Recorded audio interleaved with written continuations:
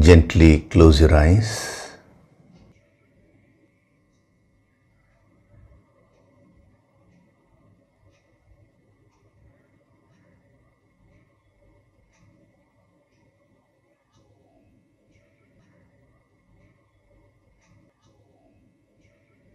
Do deep breathing.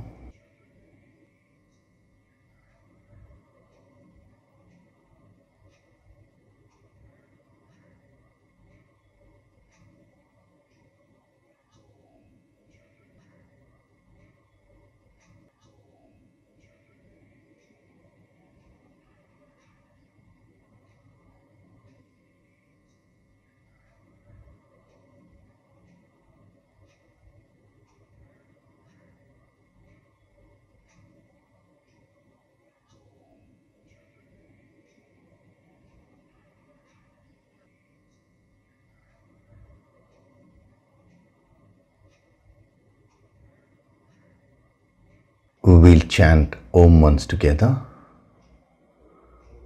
Synchronize the chanting of Om with your exhalation. Breathe in.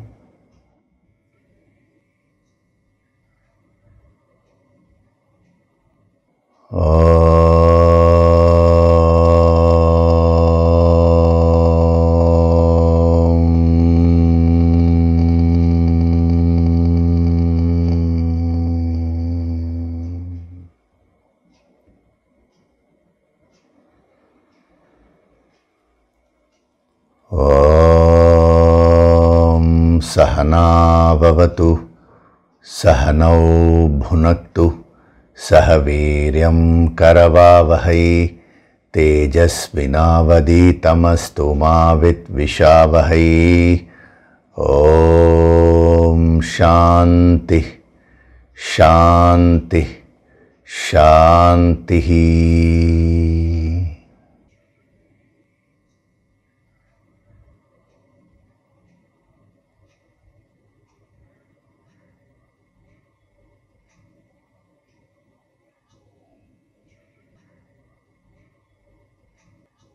Gently open your eyes.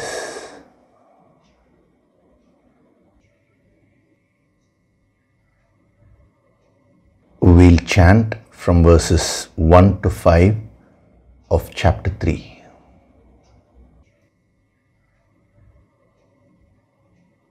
Arjuna Uvacha Arjuna Uvacha Jayasi Chet Karmanaste Jayasi Chet Karmanaste Mata Buddhir Janardana Mata Buddhir Janardana Tat Kim Karmani Ghore Mam Tat Kim Karmani Ghore Mam Niyojayasi Keshava Niyojayasi Keshava Vyamishreneva Vakyena Vyamishreneva Vakyena Buddhim Mohayasiva me Buddhim Mohayasiva me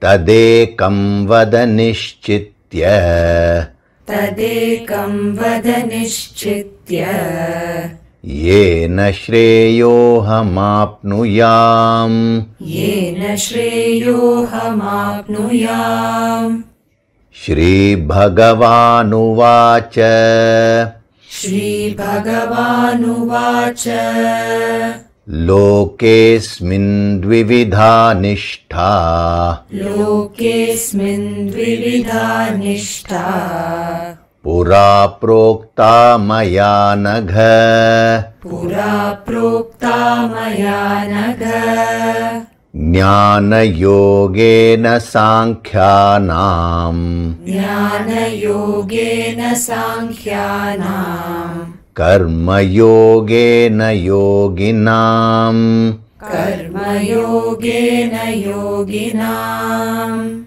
Na karmanam anarambhat न कर्मणामनारम्भात्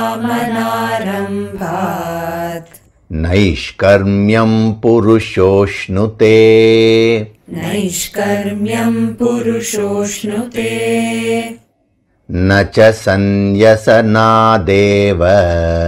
न च संन्यसनादेव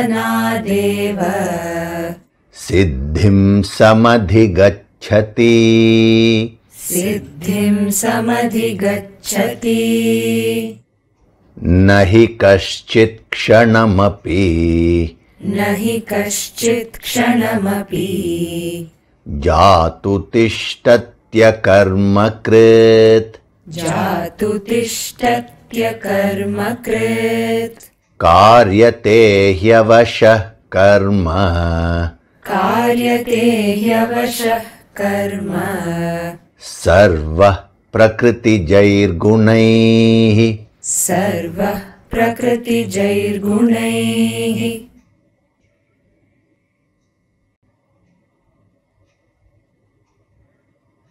Hari Om, and a very good day to all of you.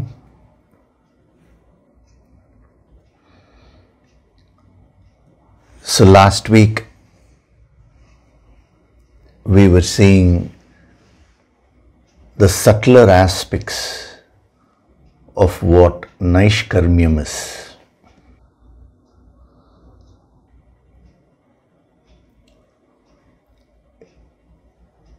If some of you feel that this is so deep and you're not able to grasp it fully, it does not matter, because this is going to come back again and again. See, all these principles are going to repeat themselves throughout this chapter.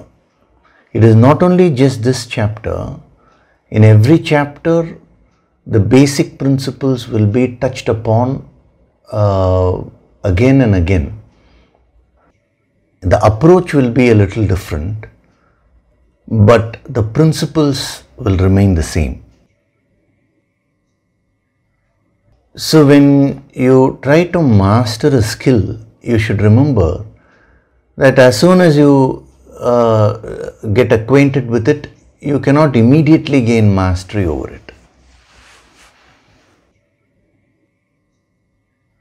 See, even to master an external skill, like for example, learning to play the violin or learning to play the flute or training yourself in classical singing, whatever it is, there is a process involved. You can't see a person that is an expert in that skill. Let us, for example, say we will take the violin. You can't take an expert violin player and see him, and then if you just try in the very first week to play like that, and then you get bogged down, oh, I am unable to produce such exquisite music like how he is producing. It doesn't work that way. See, the amount of time, effort, the practice which a person puts in order to come to a basic level of mastery with respect to an external skill itself is amazing.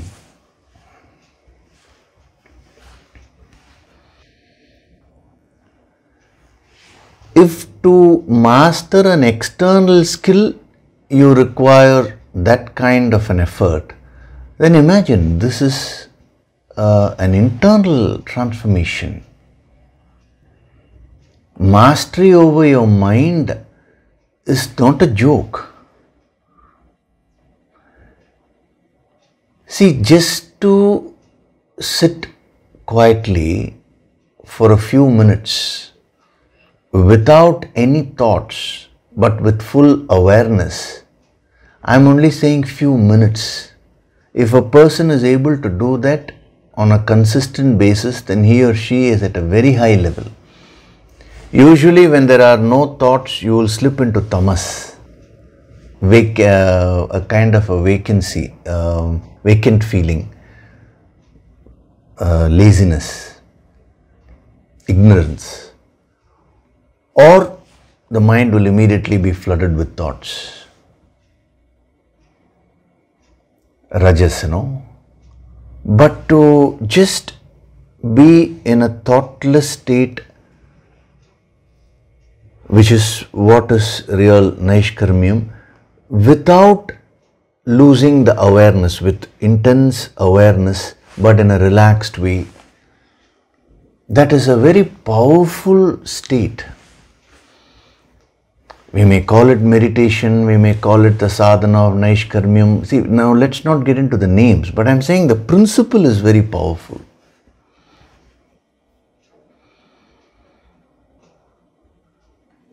The experience which you have during the Yoga Sankirtan, during the empowerment sessions, all that is because you have surrendered to the Guru Shakti. The higher Shakti is being invoked, and it is because of the higher grace that you are getting those experiences, which will speed up your spiritual evolution. But I'm saying to get into that base state of Naishkarmyam is a very, very advanced level. That's why I always caution sadhaks not to get into any kind of ego when you get wonderful experiences during your sadhana. Whether let it be Yoga Sankirtan or empowerment and all that. Enjoy that, but don't allow it to boost your ego. Don't now think that, oh, I have moved up to a very high level, I have got this experience, that experience.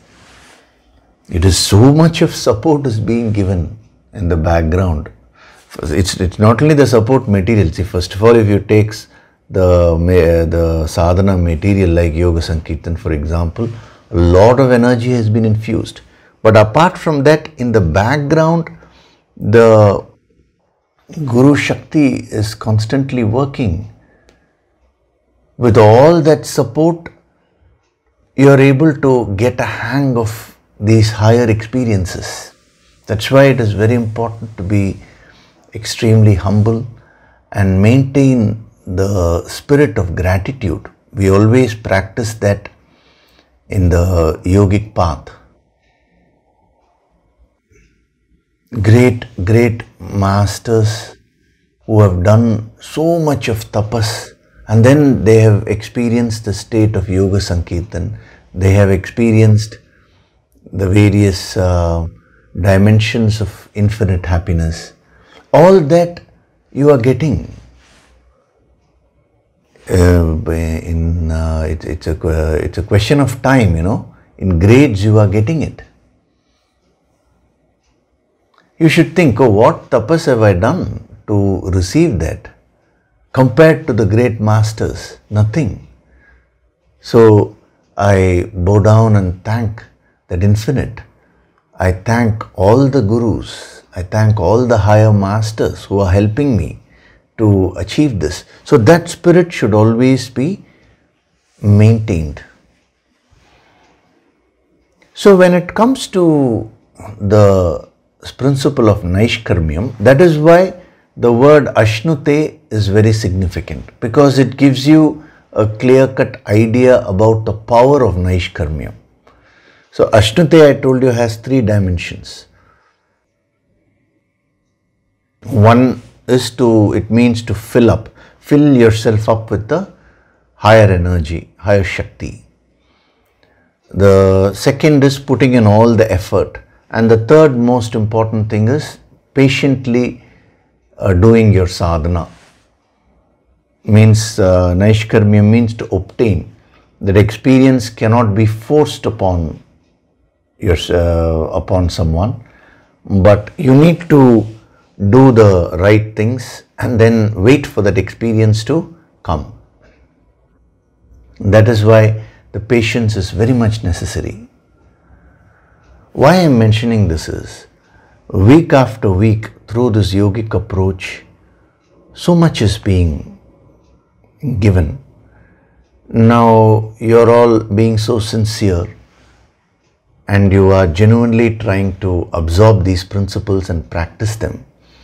There is a genuine chance of becoming result oriented. Oh, my mind is getting agitated. I'm getting stressed. In spite of all these sessions, in spite of all the empowerment, this said, oh, I got upset today. There is always a possibility of you losing your confidence. That should never ever happen. See, when these principles are being given to you, they are given to you very, very forcefully so that it reaches the innermost core of your personality. But don't put unnecessary pressure on yourself to change. See, you should have an ichcha, a desire to change, a conscious desire, a conscious goal to change, and you should put an effort. That is Ashnuti. But you should not have a pressure to change, mental pressure. If you put a lot of pressure on yourself, then that will become counterproductive. That will actually become a block. So always have the intention, the desire, the goal to keep on improving, to keep on changing, keep putting that effort, Ashnute, one dimension of Ashnute.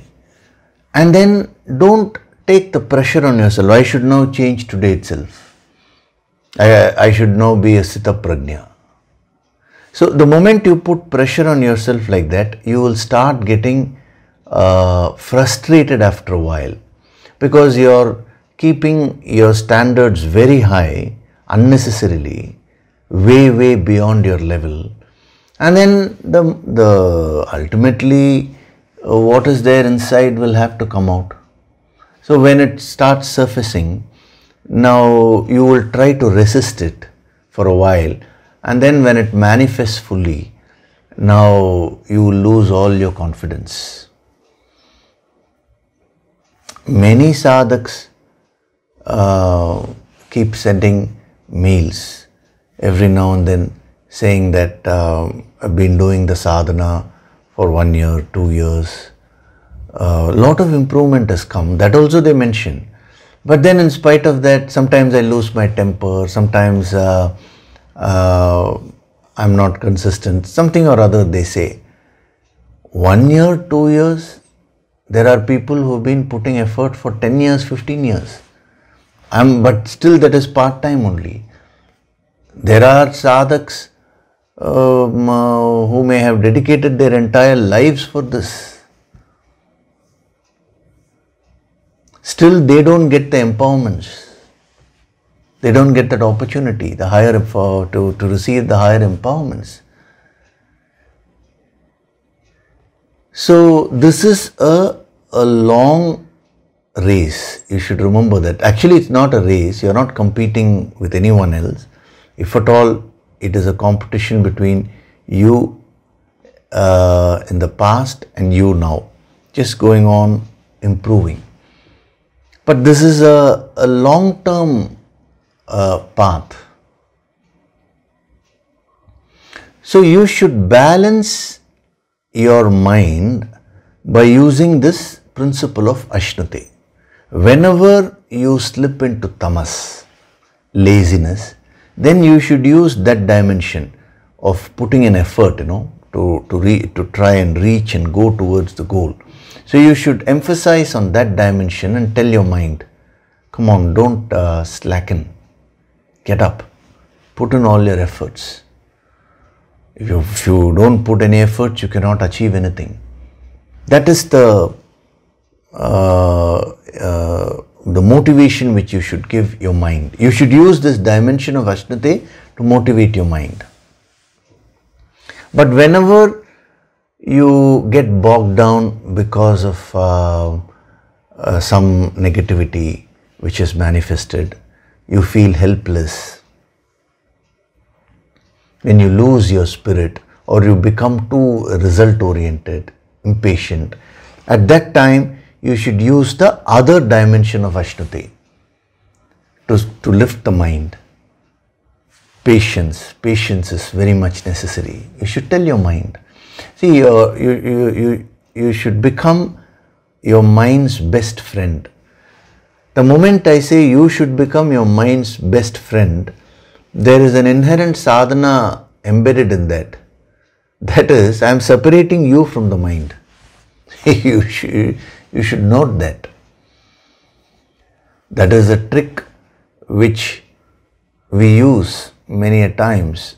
We simplify things, we put things in a very simple way and ask the sadhaks to practice. But when you start practicing it, the so-called simple thing will expand and so many principles will be involved in that. So here is this principle.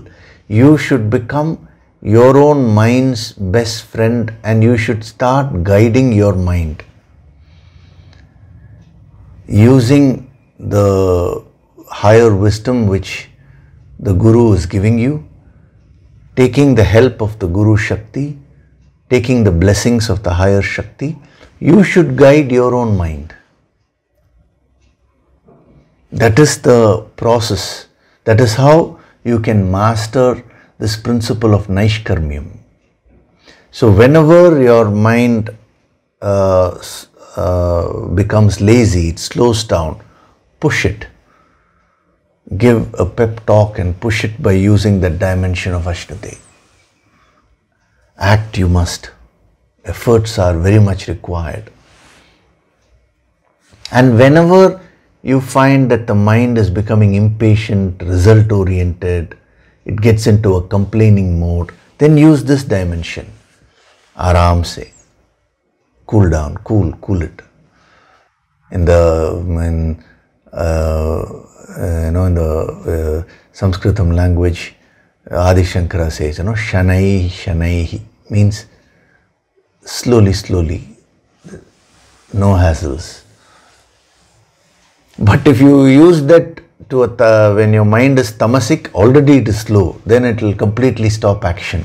So the right application according to the context will give you best results. So this is the powerful sadhana tip of Ashnute which is being given to you, which will help you to master yourself and slowly get into that state of Naishkarmyam. So it all starts with being your own mind's friend and guide. That is why a great Siddha used to say, whenever his disciples used to come during the Guru Purnima and fall at his feet and take his blessings and say, please bless us, O Guru, and all that, he always used to say one thing: be your own Guru. Nobody understood what he really meant. It's a very subtle principle which he is saying. As a Guru, he is giving that principle. So we should absorb that and start following it. Be your own Guru means what? Be your own guide. Whom are you going to guide? Your mind. Then who am I? If I am going to guide my mind, then I am separate from my mind. All these questions will start coming. Your awareness will start building. So when you practice this, you will become such a powerful sadhak. A person who applies this principle of Ashnute in the way in which is being suggested here will definitely achieve success in whatever endeavor he or she chooses. Here we are talking about the spiritual success. 100% that is assured. If you are able to guide your own mind, the Guru Shakti will work very fast. See, a Guru comes into your life not to guide you directly. Even though in common parlance we say that, now we are going into more depth, That is why I am revealing this aspect. A Guru does not come into your life to guide you directly. A Guru comes to guide you to guide your mind. Please understand, there is a big difference. The Guru will not tell you directly, do this, do that. Even Lord Krishna doesn't take that approach. He doesn't tell Arjuna, now come on, do this, do that. He says in the 18th chapter, Yatha ichchasi tata kuru. Do whatever you like, Arjuna. I have given you the wisdom. Now it is up to you to guide your own mind.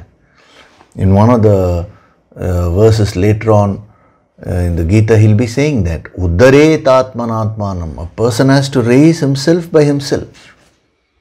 Your own mind is your friend, your own mind is your enemy. All these principles will be coming. But why wait till then? You start the process now itself. From this principle of Ashnute itself, you can start practicing them.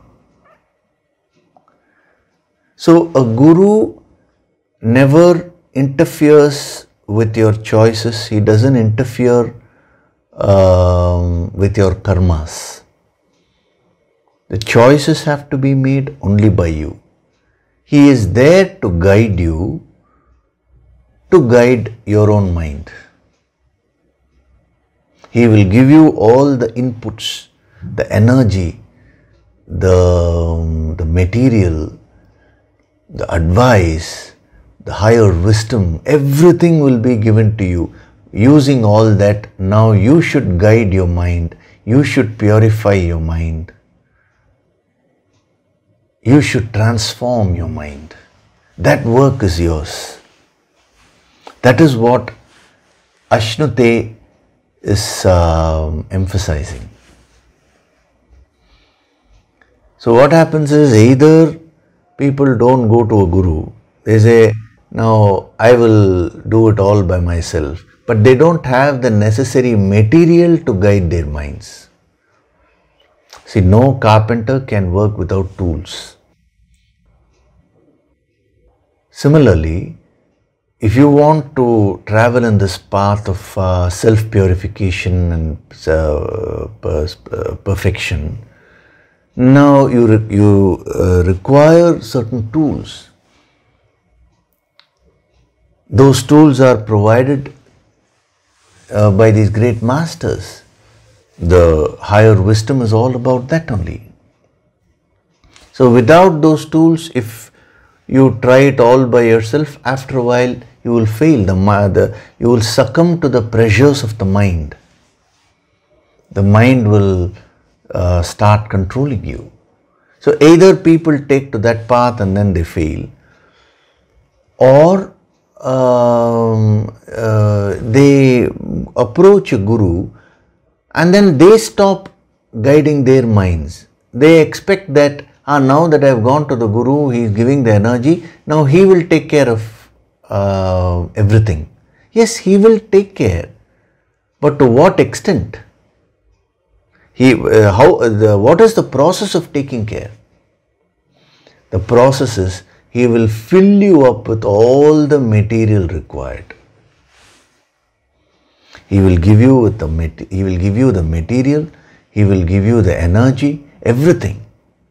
Using that, now you should guide your own mind. This is a very deep sadhana principle which we can derive from this word Ashnute. And a person who learns to take the higher guidance, the higher wisdom from a Guru, and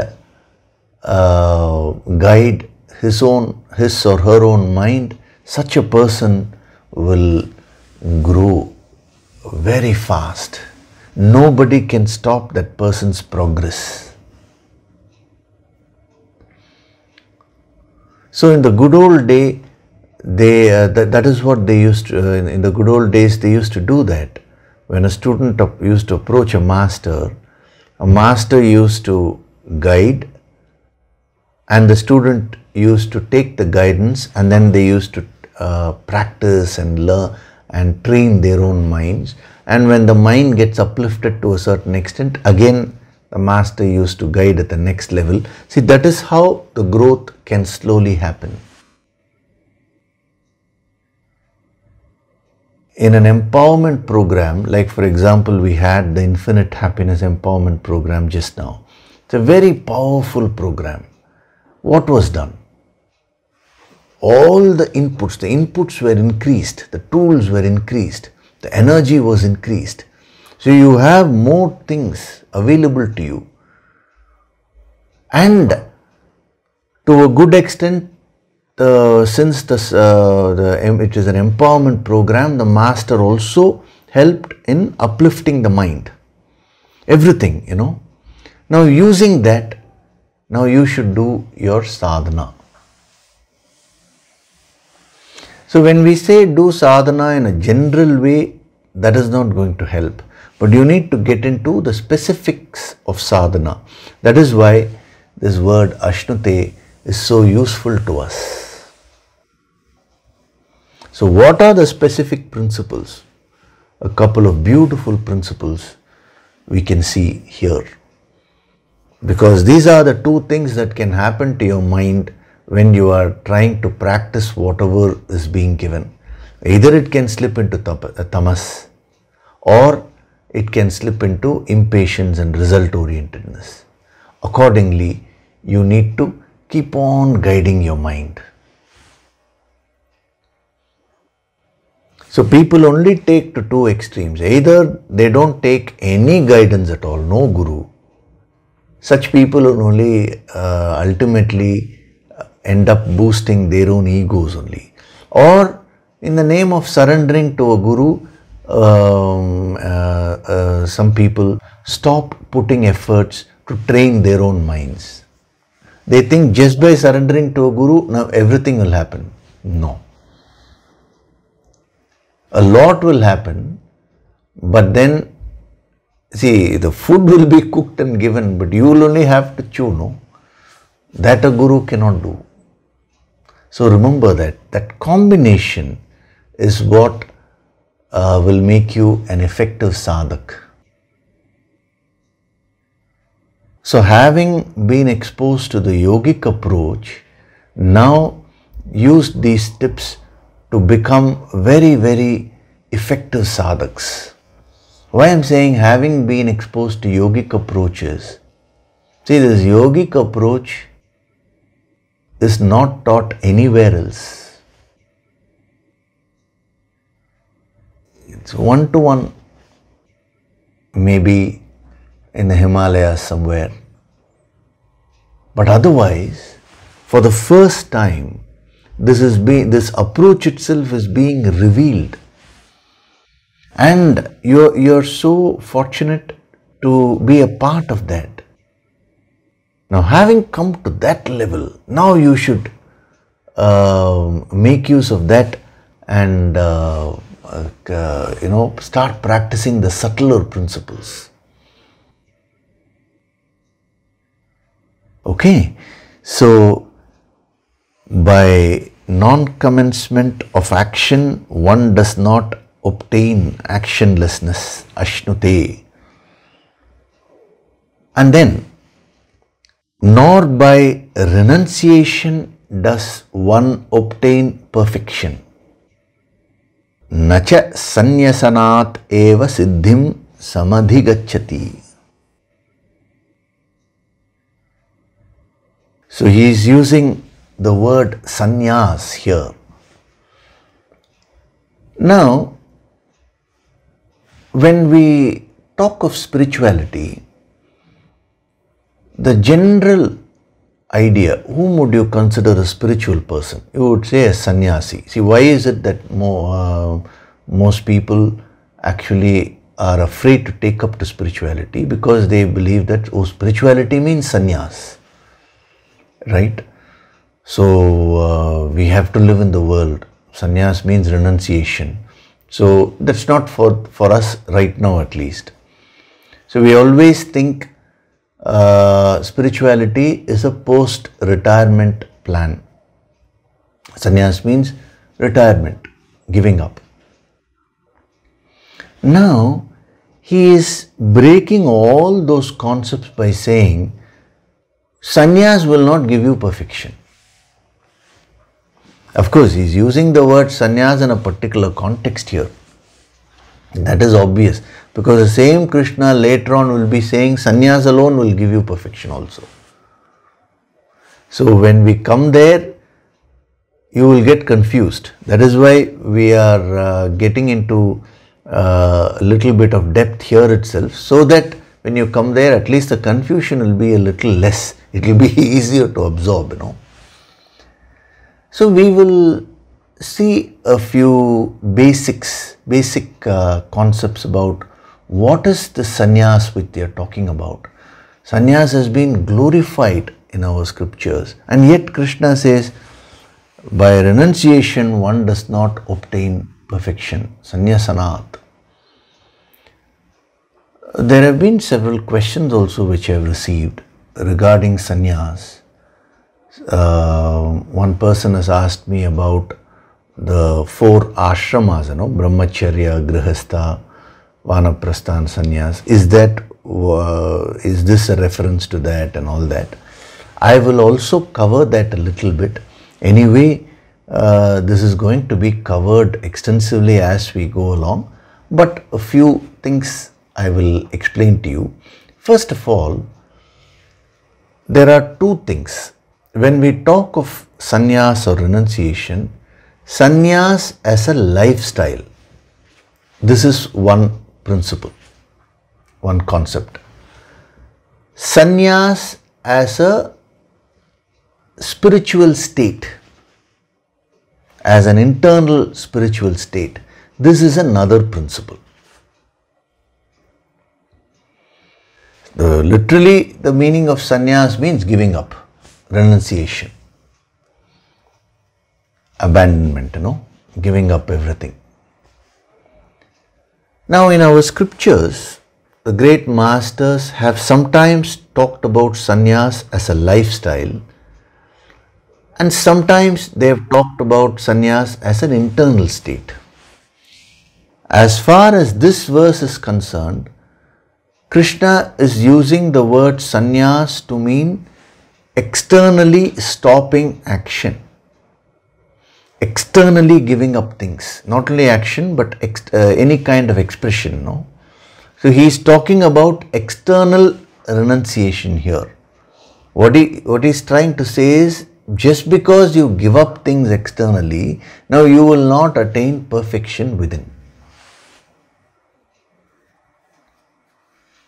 Why? That is why I had covered the chronology of action. You are in a state of ignorance. From that ignorance, the thoughts come. From thoughts, desires, emotions come. From that, action comes. Action, speech, various expressions come out. Now, if you merely give up your expressions, still the emotions will remain. The thoughts will remain. That will keep going on in your mind.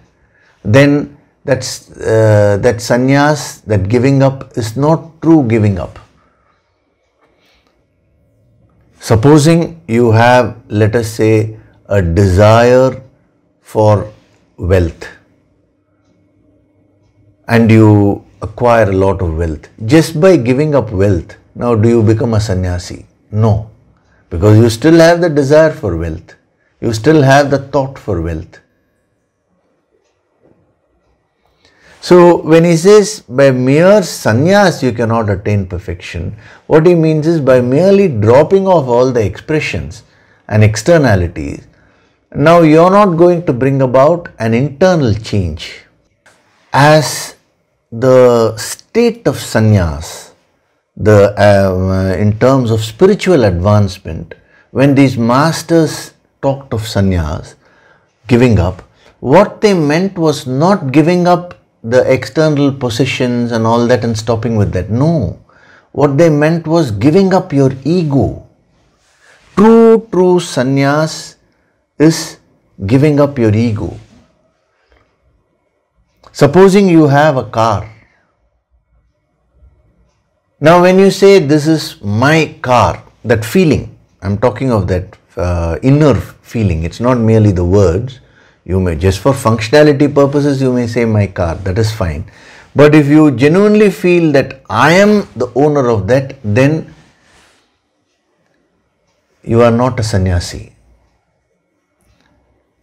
Now, by giving away the car, do you become a sannyasi? No, because that I am, this is mine, that has not been given up. If you give up the car, now next is you will pick up some other object and you will say this is mine. If there is no other object, you will say I have given up everything. That itself will be an ego boost. There are many people, externally they give away so many things and they develop such a strong ego. That is not true sannyas. Then what is true sannyas there? Neither giving up the car, nor is it merely saying, externally saying that this is not mine and all that. Truly getting into the spirit of everything is given by God. When you give up that ego, when you give up that possessiveness, the spirit of possessiveness, then you become a sannyasi. You may still be driving the car. You may still be using the car. The external possession or non-possession of an object does not determine the level of renunciation in you. This is something which you need to first understand. If you want to truly get into the spirit of what he's saying and get the deeper messages, these are all the basics. And when I say basics, even at an advanced level, these are applicable only.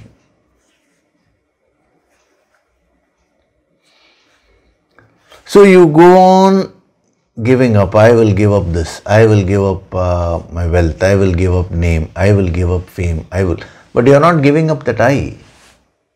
Actually, it is strengthening your I. Earlier, you had the ego, I possess all these things. Now you will develop an ego, I have given up all these things. Both are at the same level only.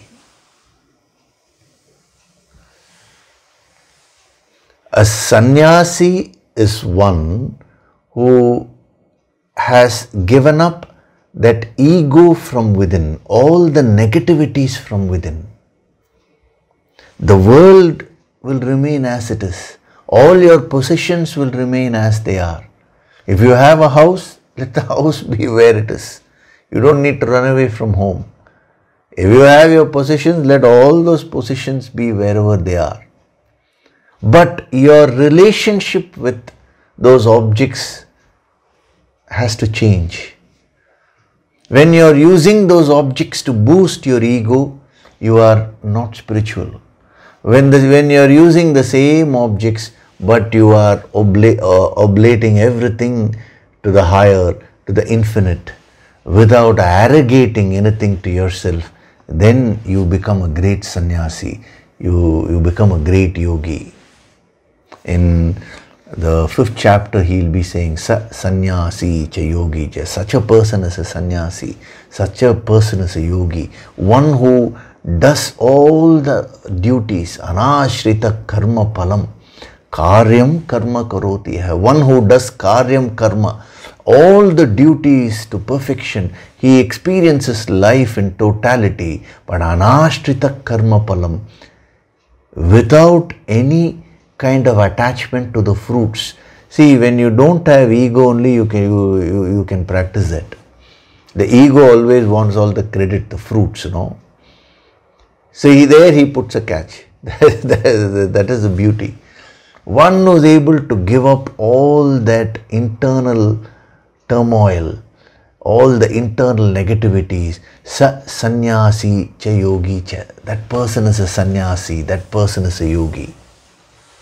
So he starts off by saying by mere renunciation or external, we have to immediately understand, he's talking of external renunciation.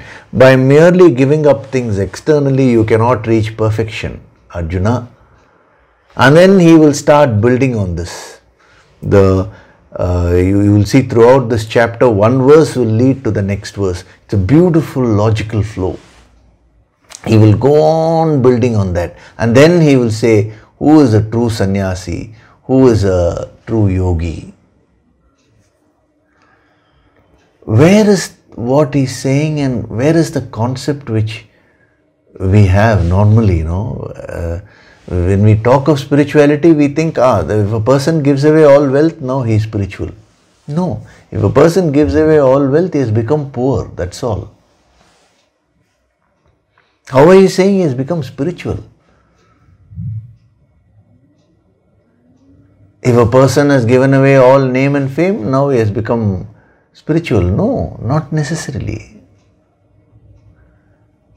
A person may be amidst wealth. Maybe. See, it all depends upon choice only.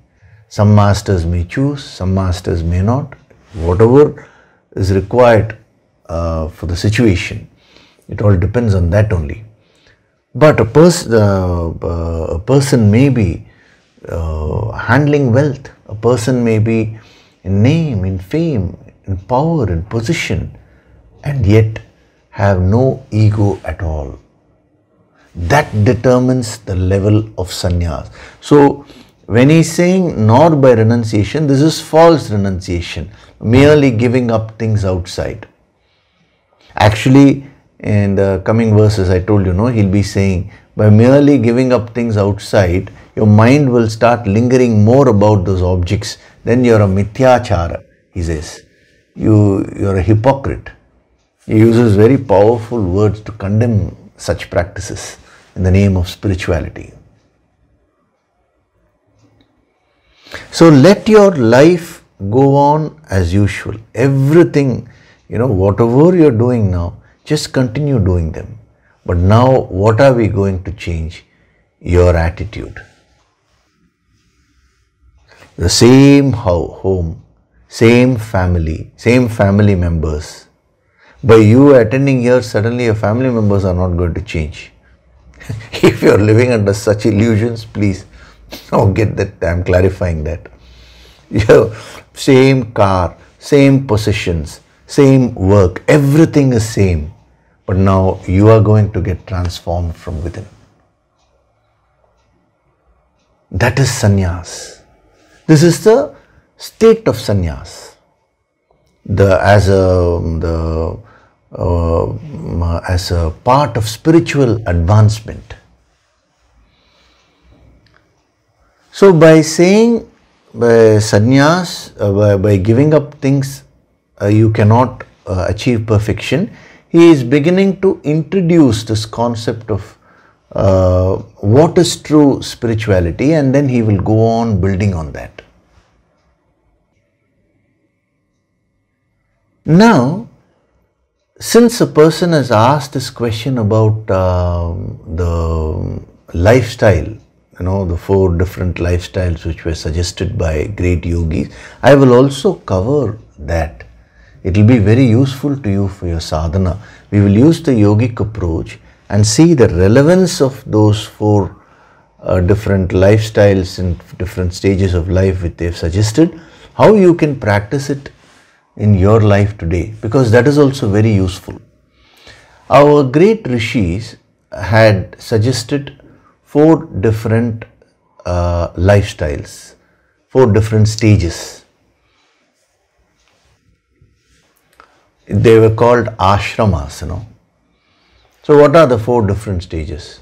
The brahmacharya, the practice of brahmacharya, the practice of grihastha-ashrama, then the vanaprastha and sannyasa. So first, a general understanding of that. Brahmacharya means, the common understanding is being a celibate. There's much more to it, but that's a very layperson's understanding. Being a celibate, that is the first part of your life where you withdraw yourself and you invest the time and effort in education, formal education. So that part of it is called brahmacharya. This is a common understanding, but the deeper meaning of all this and the sadhana tip, I will come to that after covering the basics. Then grihastha means the common understanding is getting into married life, worldly life.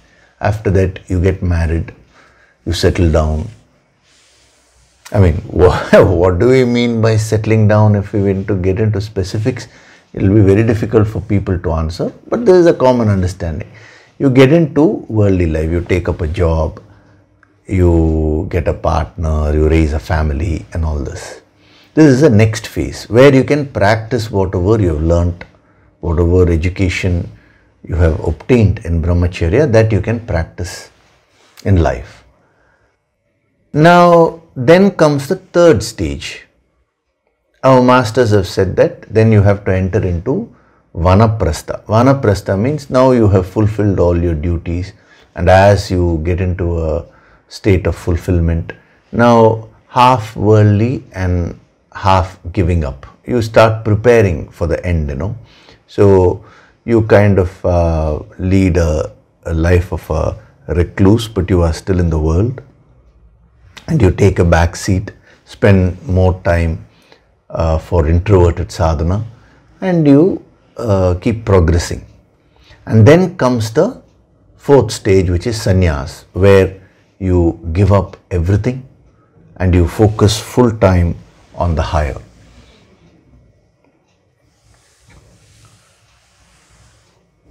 Now, these were the 4 lifestyles which they have suggested.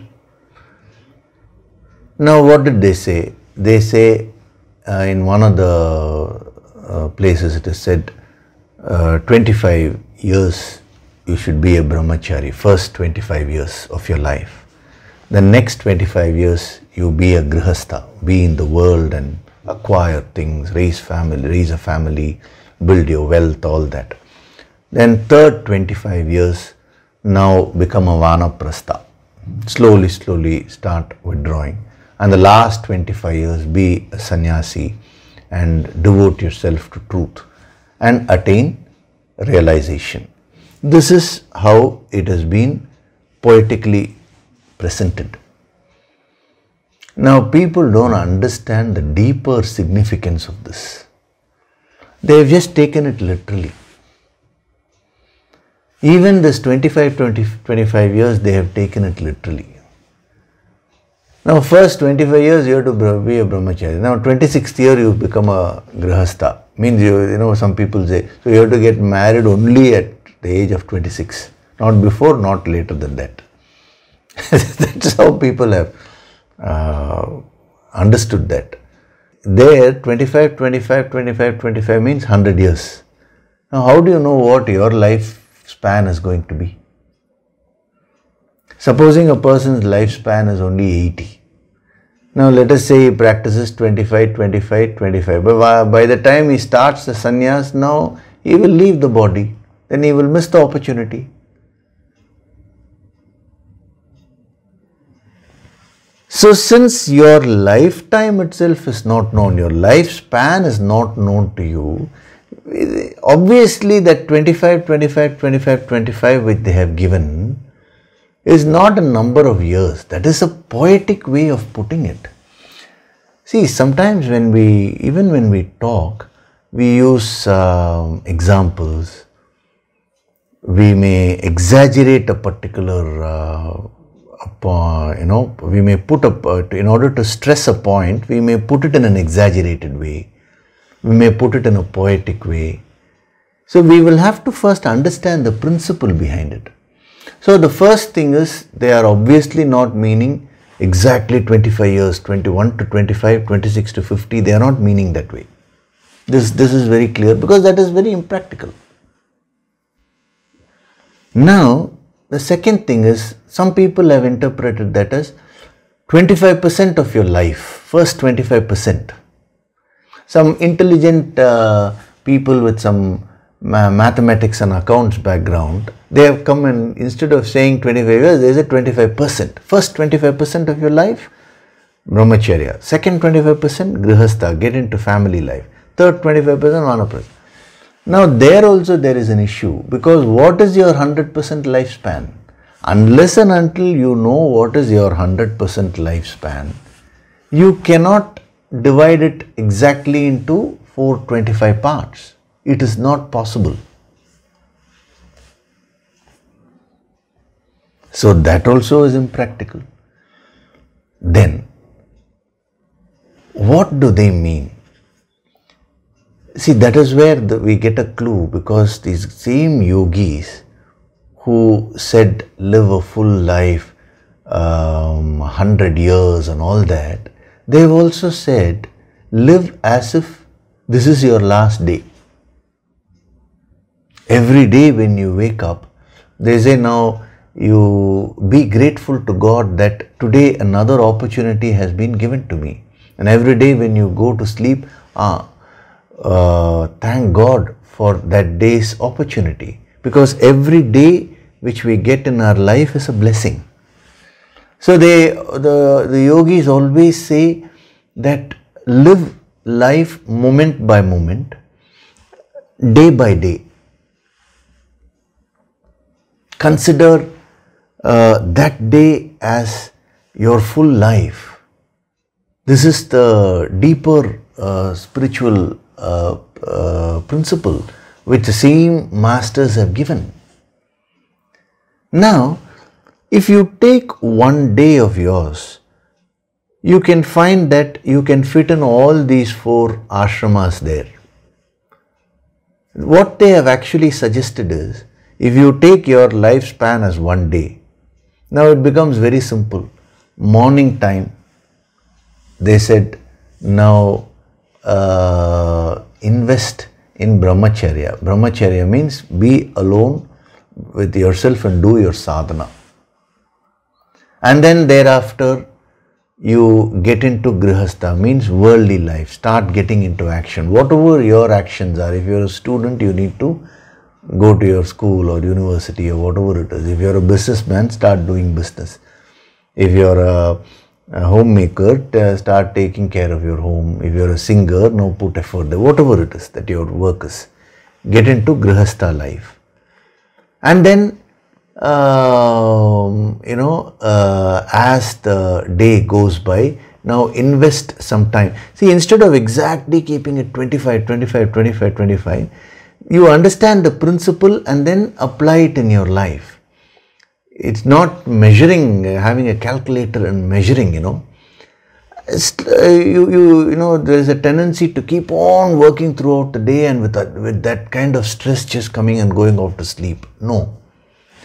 Learn to, by the second half of your day, slowly withdraw your mind. That is the stage of vanaprastha. Complete whatever you have to complete in a very graceful way. And then in the evening time, spend some time as a sannyasi. Sannyasi means you've given up everything. Spend some time to get rid of that ego. Do the sadhana. Even spending time with your family can become a very powerful sadhana. That is called Shanti Karma, according to our great yogis. The early morning time is called Deva Karma. Doing the sadhana, the yoga sankirtan and all that. During the day, when you are into grihastha ashrama and vanaprastha ashrama, that is called sakama karma. Sakama karma means fulfilling whatever your ichchas are, desires are. And then evening time, where you are a sannyasi, you completely wind off, give up all your ego and you settle down. That is the Shanti Karma. And then you go off to sleep. If you practice this on a daily basis, then you will grow spiritually. I am giving you the sadhana tip from these four different kinds of lifestyles which they had suggested. See, you have to bring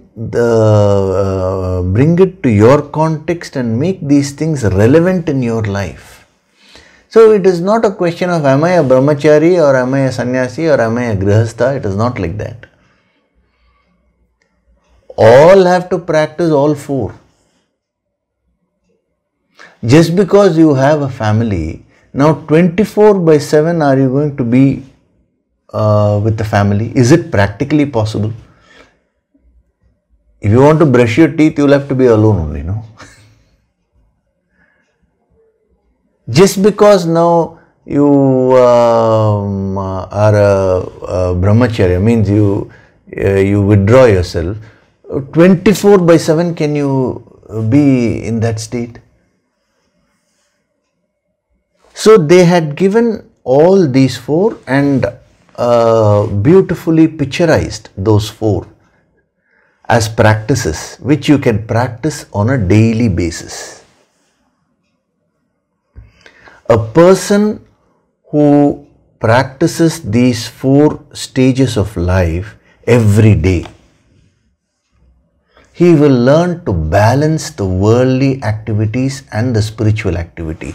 In other words, some portion of your time they are asking you to give it for spiritual sadhana, some portion of your time to fulfill your desires, some portion of time to wind up, and some portion of time to your family, to practice without being ego. See, practicing without being ego means no ambition. See, evening time, supposing you are spending time with your family, what is the purpose? No purpose. No ambitions, nothing, just living your life. That is the Shanti karma which they suggested. A beautiful system they devised, and unfortunately people have misunderstood that. So in effect you don't follow that at all. So for the person who was asked that question about four stages, where does sannyas fit and do we need to follow that? If you understand it this way, you can follow it on a daily basis. So see, whether we are talking of the state of renunciation as a spiritual advancement, which I first explained, renunciation of ego, or whether we talk of sannyas as a lifestyle, both, if you understand it properly, then that sannyas or true renunciation will help you grow spiritually. But if you understand it in a false way and if you just merely give up things physically, then that sannyas, that renunciation will not give you perfection. See, today, the moment it is said sannyas or renunciation, if I ask you to imagine a sannyasi, now immediately whom will you imagine? Somebody who's wearing a particular kind of dress, probably ochre robes with a few things like a mala and probably a vessel. These are the various things which will come to your mind. Now those are all representations of the internal state of sannyas. Ochre color represents fire. It is representative of burning up all your negativities. Merely wearing the dress does not make a person a true sannyasi. When you burn up the inner negativities, you become a sannyasi. Please understand that. See, in our scriptures, all of the masters who gave out the scriptures, they were also called kavihi. Kavi means poets. If you see the Vedic seers, they were all great poets. It's poetry. So for each stage of ashrama, they gave one color dress also. Not that you have to wear only that dress, you have to practice that principle.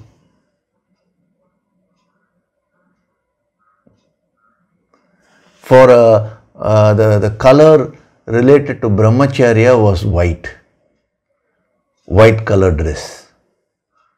Now that doesn't mean now you have to wear only white color. It doesn't mean that. What does that white color represent? It represents purity, the effort which you put in to purify your mind. That is the morning time sadhana. See, you absorb that principle and practice it in your life.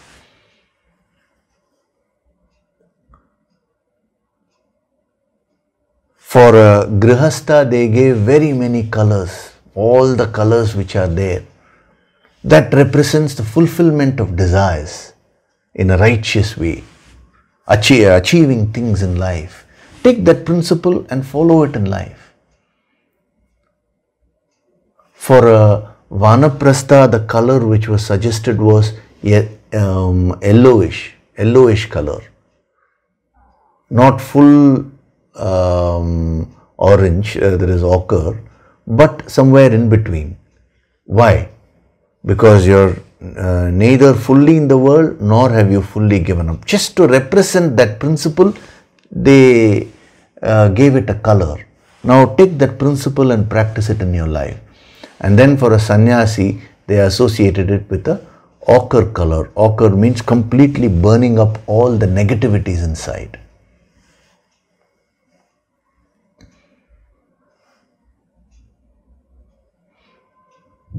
So these four, supposing you can imagine a person wearing a white color dress, then different color dress, then yellow color dress, then ochre color.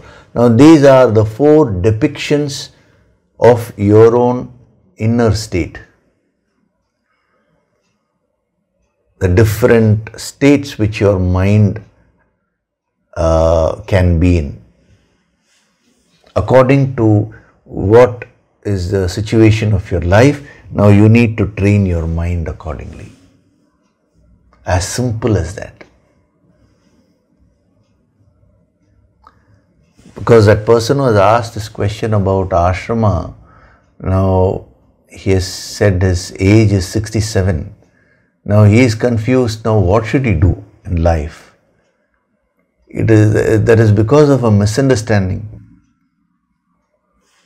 He has put a very pertinent point there. He says, sir, I have not practiced the brahmacharya ashrama properly. I have not practiced the first 25 years. Second 25 years, grihastha ashram also I have not fulfilled myself fully. Now I am at the fag end of my vanaprastha life. I am wondering if I become 75 now, do I need to take up sannyas? Now how can I give up? Because I have not led a fulfilled life. What should I do now? See, this is what he has asked. Now these questions are stemming from a wrong understanding. So here is an opportunity to understand what true sannyas is. So as far as you as a sadhak is concerned, very, very simple. Sannyas means giving up your ego, giving up your negativities. Whether it is in as a lifestyle also, there also we are talking about giving up all your negative forces only. Or whether we are talking in terms of spiritual advancement, it is still the same. So when you keep on doing your sadhana, slowly, you will start shedding all your ego. You will start shedding all your unwanted thoughts, unproductive thoughts. And as that process happens, you're getting transformed into a sannyasi. It does not matter whether you're a man or a woman, or whether you're a businessman, a business person, or whether you're a teacher, or whether you're a lawyer, doctor. All these things do not matter. When you get transformed from within by giving up all the negativities, then you become a sannyasi, even though externally you may still be in the same field. That is what you need to understand. Okay, so we will stop with that here. I want you to reflect on these points which were given to you. See, these are all very powerful principles. How to apply this ancient wisdom in the modern context. That is the yogic approach. The yogic approach means taking the ancient wisdom and then applying it in whatever that present context is, which is what is being done. So what you can do is just reflect on whatever points were given, and especially the 4 ashramas, the 4 stages of life. You just think about your daily schedule and see how you can plan your schedule in such a way that you can incorporate all these 4 elements. Don't get so much caught up about the 25%. That is not important there. Start applying the principle. Don't sit with a calculator and measure now. I hope you understand what I am saying. So use this great wisdom now to examine your daily schedule. Are you spending early morning time? What are you doing? I know what the answer is. Many people, you may get depressed. Early morning time, sleep. So your entire brahmacharya time, you are sleeping. Imagine, throughout school days, if a person keeps sleeping, now how will the rest of the life be? Similarly, early morning, if goes away in sleeping, and how will the rest of the day be? You yourself are determining that. So that early morning time is a time where you wake up and use it for self-mastery. That you can do it alone only. So celibacy doesn't mean merely refraining from physical relationships, not merely that alone. It means withdrawing yourself from the world and putting efforts towards self-mastery. Then, throughout the day, how are you planning your work? You should put your heart and soul into your work. That is being a grihastha, leading a full life. And then as the day closes, you should learn to wind up your work. That is, you should organize your work in such a way that you accomplish things in a time-bound way. The effectiveness in action, not merely continuously you're busy till the night and you just fall off to sleep. Is that a way for you to live your life? Just think about it. Then the evening portion, before you go to sleep, spend some time with your family without any purpose, without any ego. See, family is the best place where you can practice being without ego, because that is where the ego will manifest, maximum. Just enjoy each other's company for no reason. You're just relaxing for no reason. And then you go off to sleep. Just experiment this and see. That day's sleep will be a very divine sleep for you, because you've used your time most productively. You've used some portion for your self-mastery. You've used some portion for fulfillment of your desires. You've learned to become effective by you know how to work. You know how to wind up also. That's an art, And then you also learn to relax, and you're so grateful. So a sannyasi means one who is extremely grateful. He's thankful for everything. He's so relaxed, I thank you, God, for giving me so much. You've given me wealth, you've given me family, you've given me a house, you've given me a roof, you've given me 3 meals a day. So you're in a spirit of gratitude and instead of complaining and being full of ego. That is the Shanti karma which you should do before you go to sleep. At least a couple of hours. That happiness, be experiencing that happiness. And then you go to sleep, it will be very peaceful because you have done whatever you ought to do.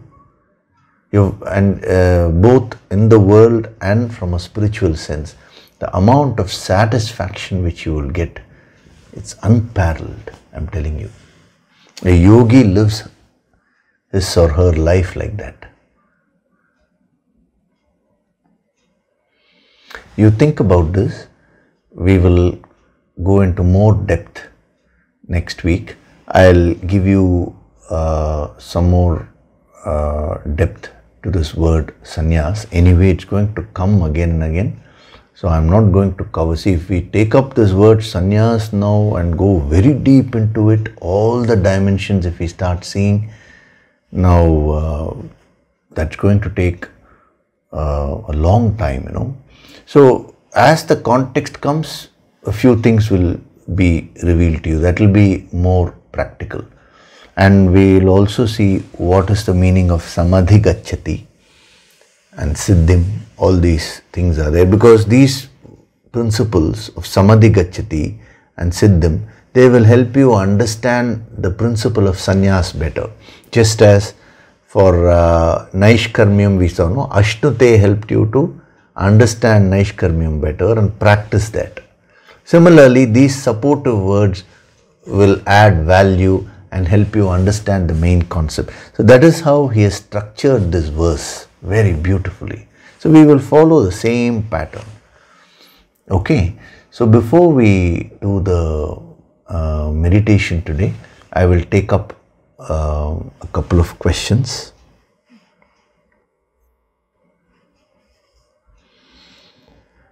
First one is, this is not a question, but a mail which I have received from Donna Silvestro from United States.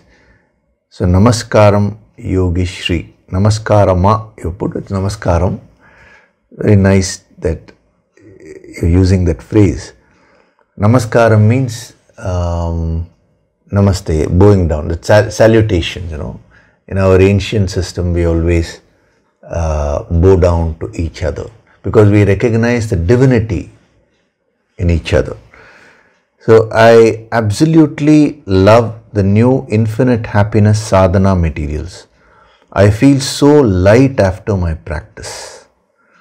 Yes, the sadhana materials, 12 powerful meditations which have been given, that infinite happiness sadhana materials, is extremely powerful. They are energized to such an extent, unimaginable extent. So if you keep doing that sadhana along with your yoga sankirtan, I have given you how to do it, how to schedule it and do it. You will reach great heights in terms of inner transformation and spiritual development. There is no doubt about it. So that's why I feel so light after my practice. That's so true. And then she has written something very interesting. I am very grateful to have a variety of sadhana materials. Yes. I wish you could see the big smile on my face. She has put a smiley. I wish you could see the big smile on my face. Thank you so much, Donna. Yes, what I want to tell you, Donna, and even other sadhaks, is that when you say, I wish you could see the smile, obviously what you're meaning is the happiness which you're experiencing. Of course I can. Even to all the other sadhaks, please understand one thing. Even though these sessions are happening online and all that, now that is only the method by which this wisdom is being reached to you. But consider all these sessions as live sessions only. Even if you're seeing the recording of a discourse second time or third time, consider it as a live session, because the energy behind it is fresh.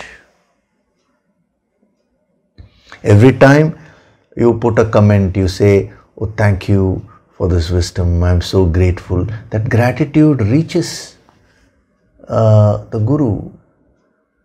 Do it with that bhavana. Only thing is, I wish you could see. No need to wish, no need to hope and all that. It's always there. Just as during the sessions you experience the higher energy fully which is being given, similarly there is that reciprocation. So never think that you are alone in this path. No, the higher grace of the masters are always there. These are don't consider these as online sessions. The online means it is a mode of delivery, that's all. But in spirituality, the real connection is at the subtler level. So remember that. The other question is Vinduja. She has put this in the YouTube section. Hari Om Yogishri, thank you so much for the discourse. So you put all the points. I'm just skipping all those, whatever points from that particular discourses. Now coming to the question, what you've written is, we must do our sadhana diligently and regularly. A related thought here, while I understand that we must do our sadhana regularly for the deeper spiritual growth, there are days it's genuinely not possible. From a gross aspect, though we will reach a point where that wouldn't be the case. Currently I am at a phase where sometimes I am in my discourse. That is, when I am in my in the discourse, all I can think of is finishing it as soon as possible, so that I can go back to the worldly duties. Or there are days where I couldn't do it in the morning, and then the whole day I am stressed about finding time to do it. Then the whole process does not feel enjoyable. How do we approach such situations? Thank you so much, Yogishri. It's a very practical question which you asked, Vinduja, and all other sadhaks also. You may, many of you are facing these kinds of practical problems. Sometimes you have so much of work and the mind keeps running here and there. So how do you solve these? Now, let me give the fundamentals, because see, sometimes when the problem is, seems very difficult, if you just get to the basics, you will get a solution. I'm talking of mathematics, same thing is applicable here also. Fundamentally, we should understand what is time. When you say, I don't find time, time is 24 hours for everyone. A person who finds time for a particular activity, it is not that now he or she has now been given 26 hours or 30 hours in a day. 24 hours have been given to us in a day. Whether it is it is a president of a country, or whether it is an artist who is doing his or her work, whether it is a business person, let it be anyone. Time is 24 hours for everyone. Number one. Number two, finding time. That is, we find time in these 24 hours, we should be able to find time for what we really want to do. Which means we need to fix our priorities very, very clearly. A person who fixes priorities will be able to find time for all those activities. So as far as these Sunday discourses are concerned, you should first fix that priority in your life, which you have already done in an unconscious way, but now you should do it in a conscious way so that you get established in that. What is that? What is the value? If I attend these Sunday sessions, how is it going to benefit me? See, I remember a person when we used to have these Sunday sessions in the auditorium, live. That time, one person used to come regularly 10-15 minutes late. And so one day he came to meet me in the backstage for some advice. So he asked me, "Sir, I'm getting delayed results in my career, what should I do?" I told him, first start coming on time. See, for this Sunday discourses which you value so much, you're coming late, 15 minutes late every Sunday. Now then, how do you, that's an energy pattern which you're building. So naturally, the results in your life also will be delayed only. So he told me, "No sir, that is because I have to catch 2 buses, some story he gave." And I told him, very simple. Next Sunday, supposing I tell you, next Sunday, if you come bang on time, I will give you 1 lakh rupees. Will you be on time? Tell me truthfully, Don't say I'm not interested in wealth and all that. So he just thought and he said yes. I said, will you come right on time or will you come before? He said, I'll come half an hour before and wait. He was very frank. So, the moment there is a value, then all the punctuality, everything will come. Even on the busiest of your days, supposing it is announced, Vinduja and others who may have similar issues, every Sunday if you watch this discourse exactly at that prescribed time, your bank account will be credited with $1,000 or 1 lakh rupees, some amount like that. Now the whole complexion will change. So this is only a mere material benefit example I am giving. Now why I am giving you this example is, first understand what is the value of these sessions. The value which you are getting from these sessions cannot be equated to money and all that. It is probably equivalent to millions of dollars, also cannot be equal to this. In every sense of the term, your life is going to become better. The moment the mind finds a value to that, that priority will be fixed. Once you fix the priority, from this time to this time, come what may, I will watch. Now, there will be no distractions. If a distraction comes, you will have the power to say no to that so that you can watch this. That inner power first you need to build. This is number 1. Number 2, supposing once in a while it can happen that some emergencies have come up, genuine emergencies. It happened to one person where his near and dear one had met with an accident just before the session started. So he had to skip that. He had to go to the hospital, and because it was not a major thing, till the time was spent in the hospital. Now, when such kinds of emergencies come by, no issues, don't put pressure on yourself. Find the next available time whenever you will be relaxed. It may be that day, it may be the next day morning. But don't go on postponing it. Find the next available time where you will be relaxed and you can attend in a free way. You will have to find that time.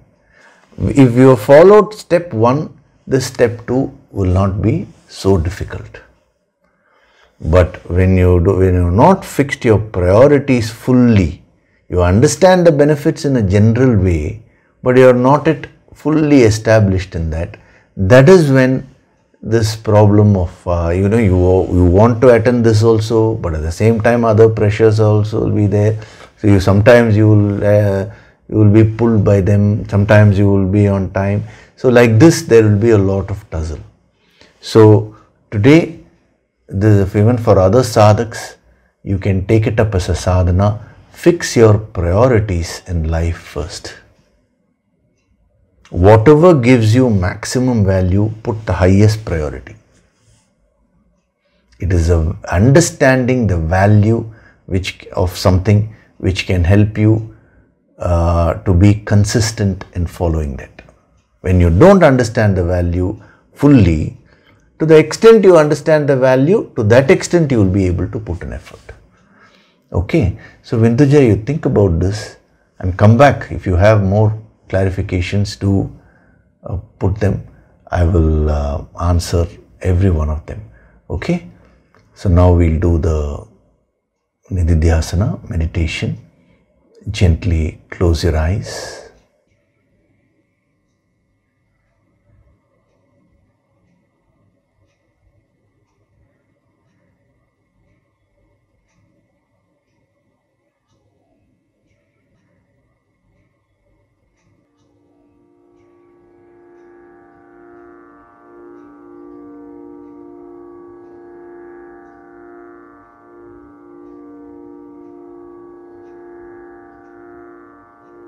Do deep breathing.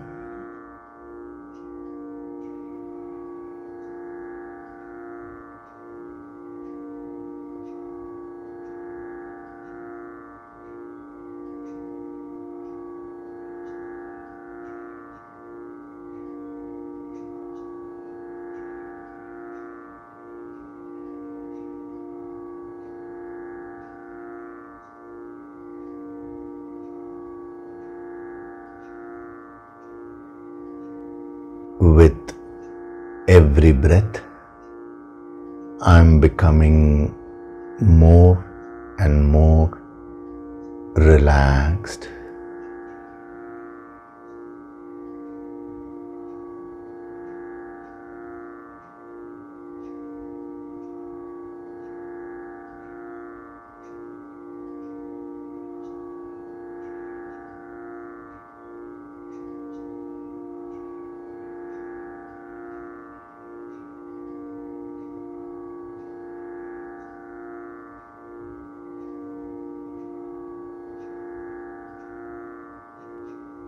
Feel the divine vibrations.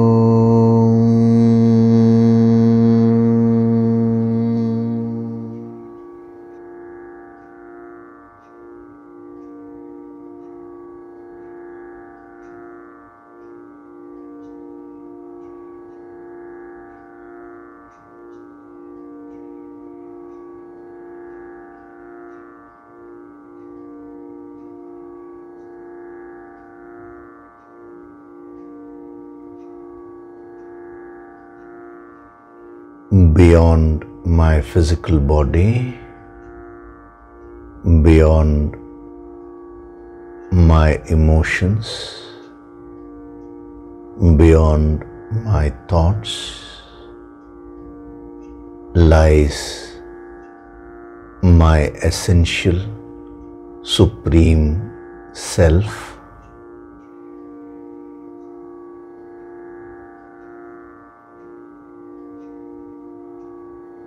I am one with my Supreme Self.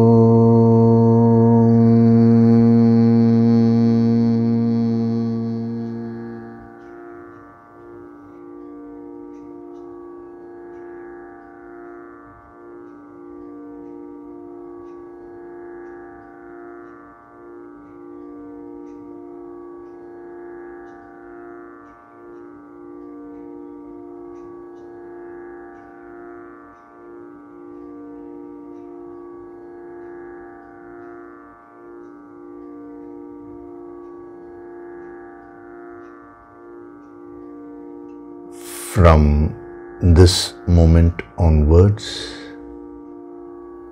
I choose to become a powerful sadhak.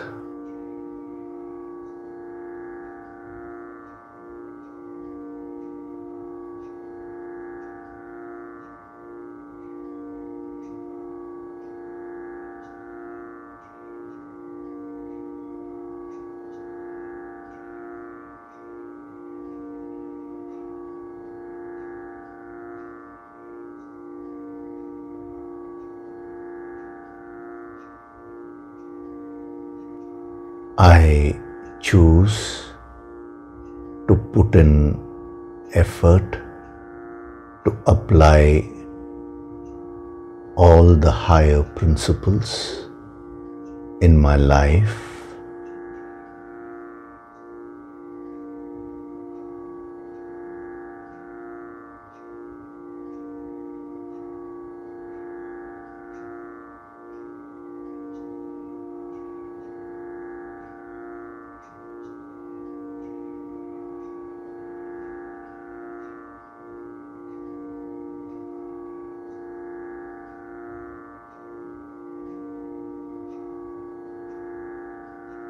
I am Swayam Prakashit, self-illuminating.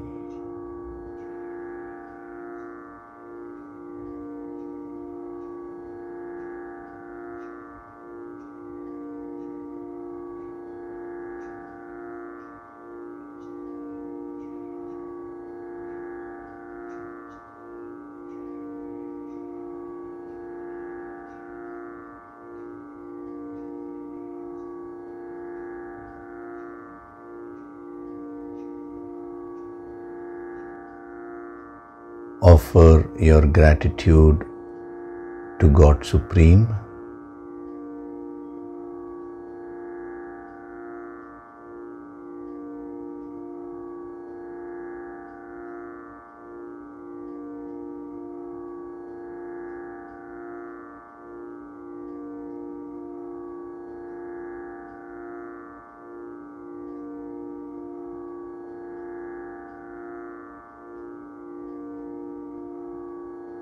Offer your gratitude to your Guru and all the holy masters.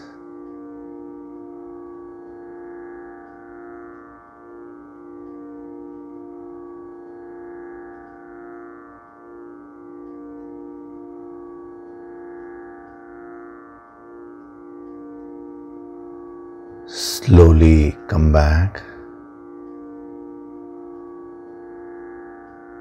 Wriggle your fingers, your toes, rub your palms together to create a warmth.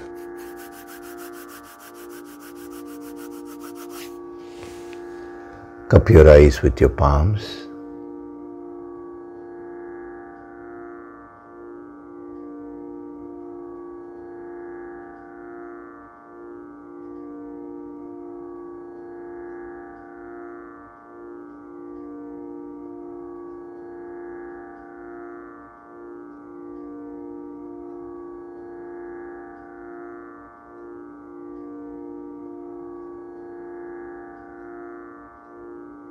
Gently rub your eyes, cheeks, forehead, top of the head, back of the head and neck. Slowly open your eyes.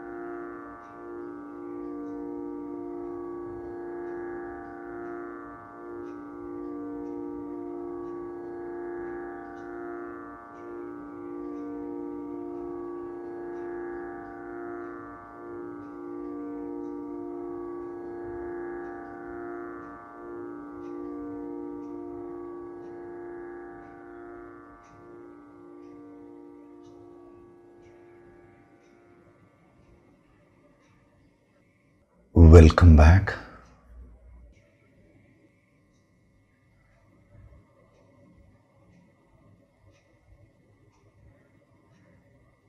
Today's session